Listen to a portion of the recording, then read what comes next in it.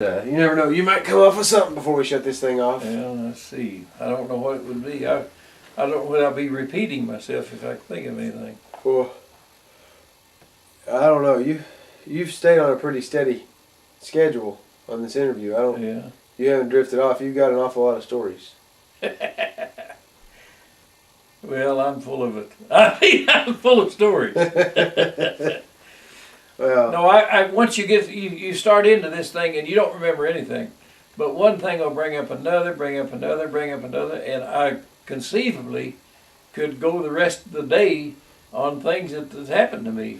well, do you think that this process of going through some set questions, did it jog your memory and you think of things you haven't thought of for 20 years? Yeah, That's pretty neat. that is, and you know, and then when it comes back, it doesn't come back like it was. Well, see, it's been 60-some years ago since I lived through this World War II thing. Well, it's been 70-something years since you were going out and getting eggs in the farmhouse. Yeah, that's true. And so, and those things come back. Like I used to, Molly Rose in Grayson, she had me take her wheelbarrow, and I was about 6 or 7, and go down to the railroad track in Grayson. Of course, it's a railroad street now, you know where it is, and picked up those round rocks, and I'd put them in my wheelbarrow, and I'd pull them back up. Miss Molly was, she was 80 then, and she'd go with me and say, get that one, get that one, get that one, you know, like that.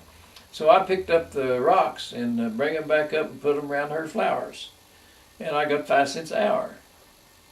Now that don't sound like much money, but I worked for it and I got it.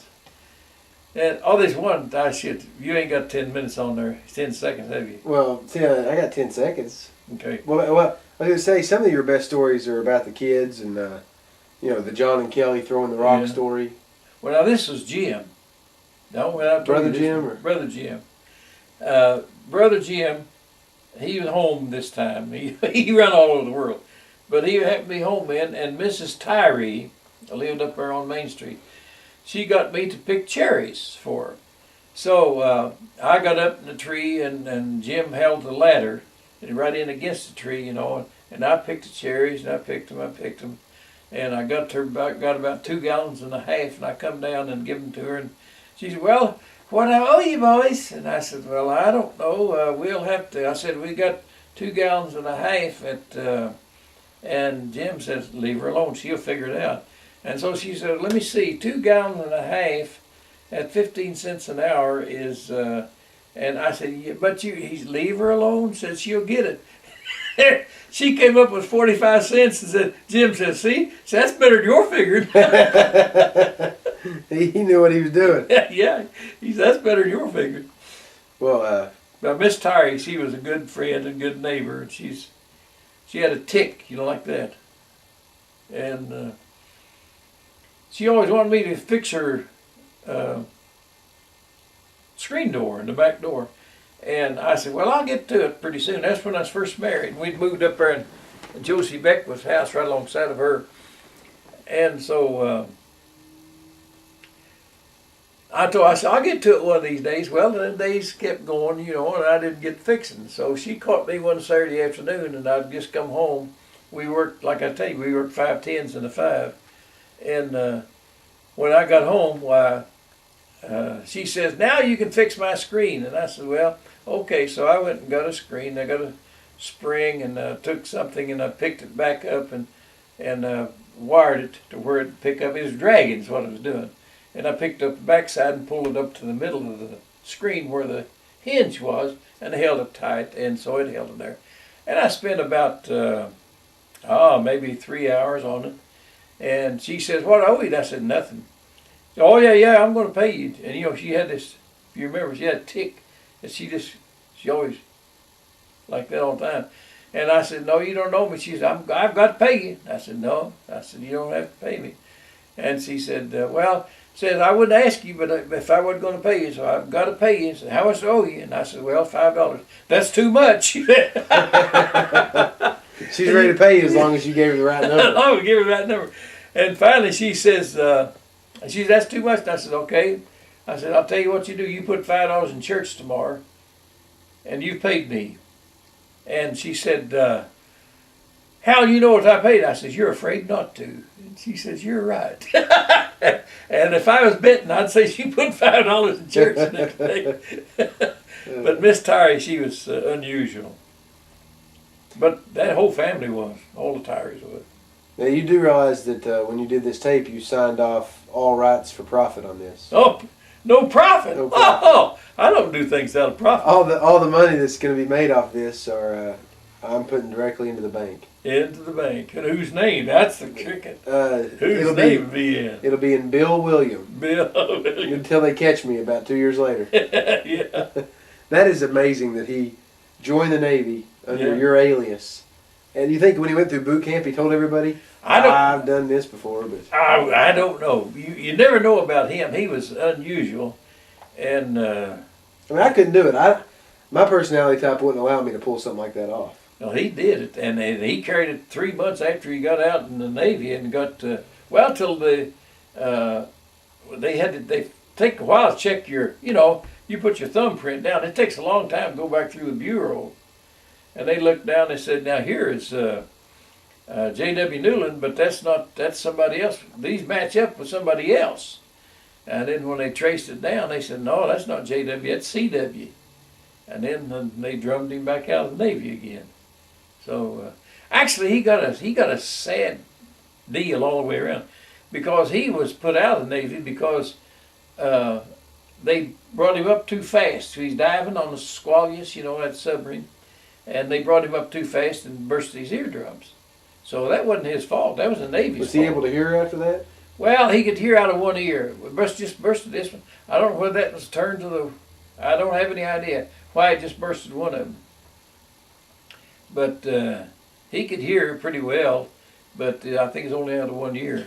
Well, you'd always said that Ted Williams was your favorite baseball player you'd seen play. Yeah, I never said that, did I? Not today. Yeah. But you'd always said you enjoyed. Did you see him at? Where did you see him play at? Well, I saw him playing somewhere. I can't remember. But he's such a specimen. They called him a splendid splinter, if you remember. And he was long and lean, and he just and his whole attitude. And then, you see, he went into service, and he served in Army, Air Force, I believe. Anyway, and then when the war was over, why, he got out, and so he went back playing ball, and he came back up, and he was one of the few 400 hitters that they was. Last, I reckon he was the last one. And then they came along the next war. It wasn't Vietnam War, it was Korean War. Korean War. And he joined up for that, and he fought in the Korean War. And then he came back and played baseball again. And what was that, Phil? That's So I just think the man has got a lot of character. And then he had a fine swing, too. I mean, he could really hit that ball. And, of course, heroes is hard to come by, You find any that's good moral people and still good at their trade. And his trade was baseball. And he died not too long ago. Yeah, a couple years ago. And then, that's pretty good. If I was a writer, Yeah. and if I was going to write a book about this, that could be a good title. Heroes are hard to come by. Yeah. That's a pretty good title. But Heroes are hard to come by. what about UK basketball? In your time watching, who stands out as some of your favorites in that arena? Well, I really think an unpopular man. I think Adolph Rupp deserves a lot of credit because he didn't bend to nobody, and he had a method and a program that he did, and you had to, and he's good at it because you take his history and his background, and he took a school from Kentucky, which is one of the center small states in the United States, and put it on the map for basketball. And he did that. There ain't no doubt on that. Well, where was he from? Do you have any idea? Well, now he played for Kansas or Kansas Jayhawks. yeah, for James Naismith. Anyway, he played for this. I can't think of that coach out Fog there. Allen. Oh, yeah, Fog Allen. That's right. Yeah, you got it there. He played for Fog Allen, and then he turned around and beat Fog Allen's teams. And he said that gives him a lot of satisfaction. But he says he just hates to, but it does give him a lot of satisfaction. Did you know John Wooden's first? John Wooden, I know of his actions, and I know he's an outstanding coach because of his track record. And he's a good man too. Yeah, he is. But did you know his first job was a high school job in Kentucky? It was. No, I didn't know that. Yeah, he played basketball at Purdue, and then his first job was coaching in Kentucky. In No, Dayton, Kentucky, wherever Dayton, Kentucky's at. Dayton, Kentucky. That's where his first head coaching job was. It's in northern Kentucky somewhere, I think. I believe it is up. Dayton, Kentucky. Yeah, I know. I've heard that before. But can you believe the greatest college basketball coach of all time, the most winning, 11 NCAA tournament championships, has coached his first job in high schools of Kentucky? Is that he did that? I always thought that was amazing. Well, it looks like all the basketball came from Kentucky, doesn't it? Pretty much, I think. And then Denny Crum came from him. We're so happy we had Denny. Yeah, Denny's. Yeah. He's a different man. You heard that program he and Joe B. Joe B's got? I haven't listened to it much. Have you ever listened to it? I think I got an end of one of it one time. But he's just a laid back. He seems like a pretty good guy. Yeah. I think he's just a fisherman at heart, and he played basketball for a living. Well, I'm a golfer at heart, and I just sell light fixtures. I'm a golfer by trade and a light fixture salesman by necessity. For sure. Of course, I might not be playing as much golf come July. Well, you going back on where you had to work for a living? No, I work every day. Oh, yeah. No, we're having a baby in July, so it'll be. It might cut into my golf a little bit. Well, he can caddy for you. Well, that's true. Man, you got to look at the positive side. After their turn 2, I figure I'll have him out there playing. You tell Molly, said, make sure he's a good caddy. Oh man, well we have made a day of it. Yeah, haven't we? 7 hours. Oh, It's been a lot of fun though. yeah, it is. I've got the 4 tapes. We got 4 hours of coverage, which is a lot of coverage. That's a lot of coverage. But I'll try to tone it down and take an hour or 2 out of it, and get the best of the best. Well, you might find some repetition in there. There wasn't any. Wasn't much, was it? Wasn't that all? I don't think there was any. I was thinking one of the times I was telling a tale that I'd told before. You may have. Betty, when we was driving, she said, I know that is true because he told it just a while ago. He told it different. He said, and they come out the same, so I know it's honest. Well, Oh man, she is a classic. She's very thoughtful. Mm. She always sends cards and. she's, she's a great promoter of the Newland family and traditions. And but she thinks the sun rises and sets and that coach. Not? Yeah. Oh boy. They are in denial, aren't they? She won't. If you say something bad about him, she has to say something good about him. Speaking of saying good and bad about him, what about Mr. Patino? Patino, I think he's a glory hound. And of course, he got through saying here, now what, a man is a man as long as he's a man. But he just got through saying they'd offered him a lot of money to go somewhere, do something. And he says, no, says, I like Kentucky. My kids like Kentucky. They want to go to school here. And says, and I don't see any reason why we'll ever change. And somebody offered him $70 million and he changed his mind overnight. Is that how much it was? $70 million. It'd be hard to turn that down, though. Yeah, I know it. But, a man, it's hard to say anything specific, really. Now, you got to thinking about that. If you say something, I'm going to do this. No ifs, ands, and buts. You have to do that. But you say, I'm going to do this if it's the best for, if it works out best for everybody, me included. Did you like his comment after everything didn't go well? Which, the day that he accepted that Boston job, he and I were on the same paper together. That's when I was doing the student government thing. Yeah. So I got a clipping of me down talking at Frankfurt and then Patino taking his job. But, so I followed him pretty close, since he left. In 1997, when he took the money and went to Boston, which is one of the finest cities in the country, and had a chance to restore the glory and the prestige and the championships to the Boston Celtics, no less. Other than the Lakers, and maybe even better than the Lakers. There's no tradition like what the Celtics have with Red Auerbach. Yeah, that's true. To be able to go up there and possibly do that. Of course, when it didn't pan out, he told people, well, the whole reason I took that job, $70 million, is I thought I was going to get Tim Duncan. And the lottery didn't work out right, and we didn't get Duncan. And have you ever heard him tell that story? No, I never did. I've heard a lot of excuses. He got more excuses than the dog has fleas. But he does. He comes across and covers his own butt.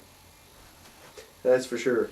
Well, I don't know. After all, you look at it this way, he's a man and he's influenced by material things. And that's all you can say. And because he was offered money that not one out of 100 or 5,000 probably could turn down. If they come and say, I'm going to give you $70 million if you'll go out here and shoo the birds off the telephone line or something, then you got to shoo them birds. Don't make any difference what it is. And if you just got through saying, I wouldn't shoo a bird if there's nothing in the world, you're going to make me go out and shoo the birds off the telephone line. And then somebody said, I'll give you $70 billion. Goodbye, birds. I still can't believe he came back to Louisville, though, of all places. Yeah. Well, now, that much I didn't like. I thought that he had more principle about him there. But I can see where he could get more notoriety, maybe, if not publicity. He could get more notoriety being an antagonist to the school that really brought him to the front, because he made himself while he's at Kentucky, and or Kentucky. Well, it was an exciting time, though. It was. The time he was around. Can you think of any era that was more exciting than the Patino years? No, they was pretty well. Joe Hall didn't have the pizzazz, and Tubby doesn't either. no, Tubby don't. Well, he doesn't. He's not outgoing, and He's not a glory hound. no. That's Well, his problem. Patino is a glory hound. He's a man that wants to push himself forward and push you forward too, if it don't hurt him any. So that's why he looked at. You got to tell me the story about the World Series in Cincinnati. That's a hard one. We've only got 9 minutes. Oh, you got more minutes? 9. We ain't been on that, have we? Yeah. 9 minutes. Okay, I went to Cincinnati one day.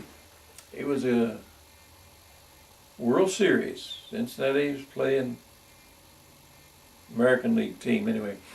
Was it the Boston Red Sox? Or the Oakland Athletics? It wasn't the Yankees. That might have been Boston.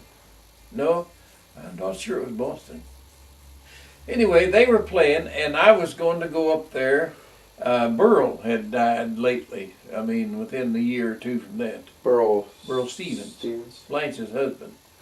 Okay, I was going to go up there and watch the ball game with her because, she was pretty well torn up, and I was just going to go up there and watch the ball game with her.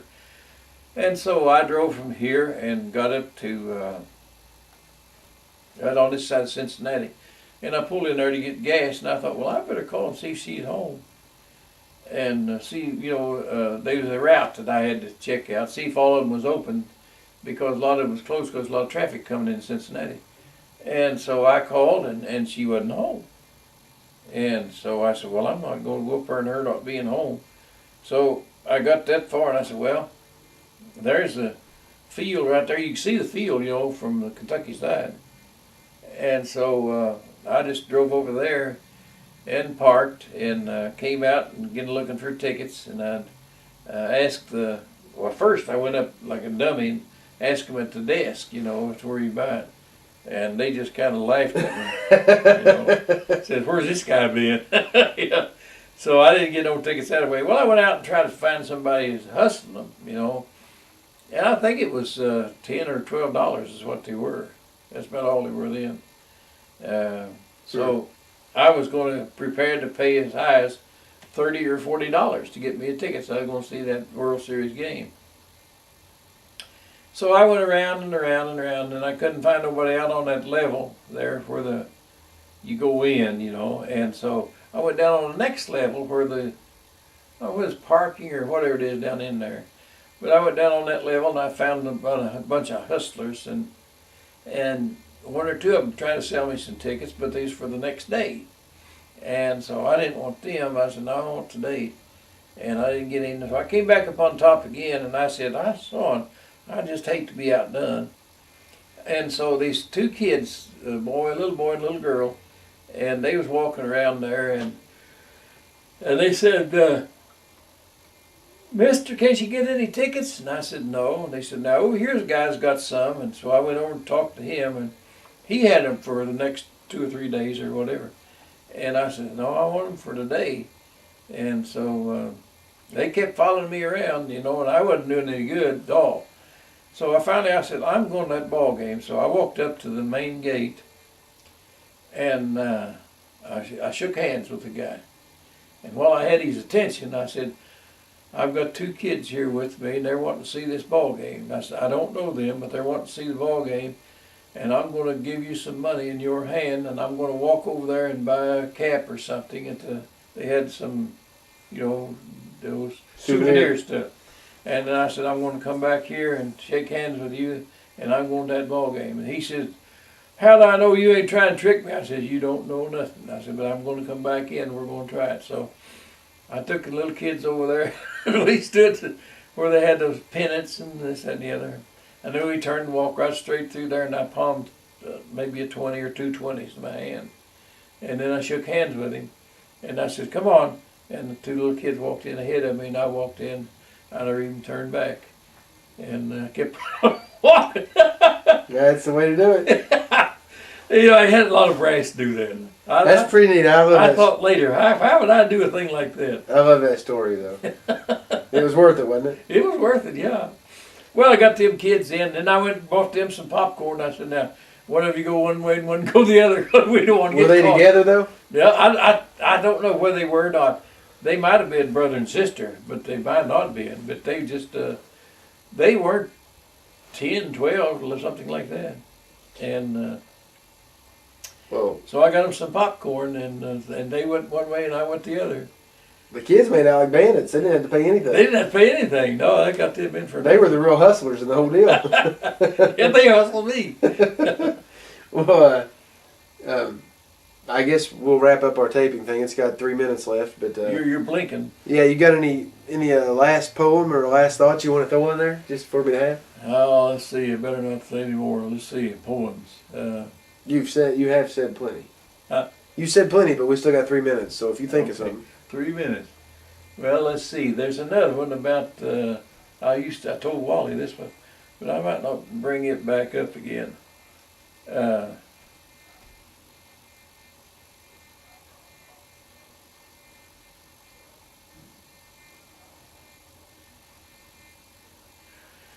I'm going to try it. I might be able to.